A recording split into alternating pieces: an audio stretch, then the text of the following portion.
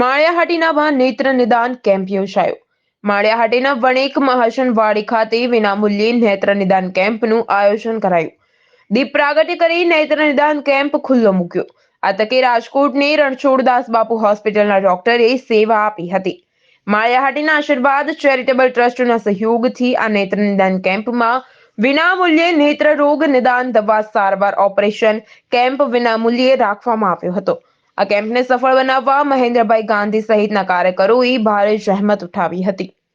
Sunidhi charity foundation Mumbai, Abhayben R Malhotra, Maliyahatina Prajwal Aadatiya foundation Maliyahatina સંયુક્ત ઉપક્રમે રણછોડદાસ બાપુ આંખની હોસ્પિટલ રાજકોટ દ્વારા વિનામૂલ્યે દર મહિનાની 5 તારીખે ખોરાસાગીર અને દર મહિનાની 17 તારીખે માળિયાહાટીના વર્ષોથી યોજાતા વિનામૂલ્યે નેત્ર રોગ નિદાન દવા સારવાર ઓપરેશન કેમ્પ આજે યોજવામાં આવેલ છે.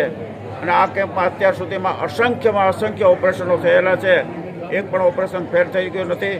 અહીંથી એને તપાસવામાં ફ્રી, ટીપા આપવાના ફ્રી, લઈ જવાના ફ્રી, મૂકી જવાના ફ્રી, ઓપરેશન ફ્રી, નેત્રમણી ફ્રી, ચશ્મા ફ્રી અને શિયાળામાં ધાબળા પણ ફ્રી.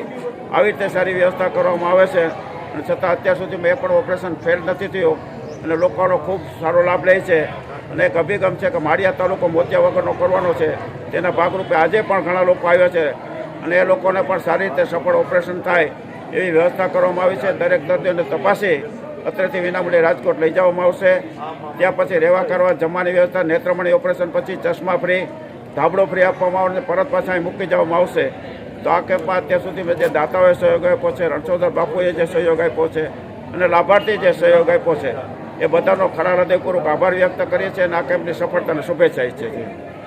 પ્રતાપ સિસોદિયા, મહાદેવ ન્યૂઝ, માળિયાહાટીના.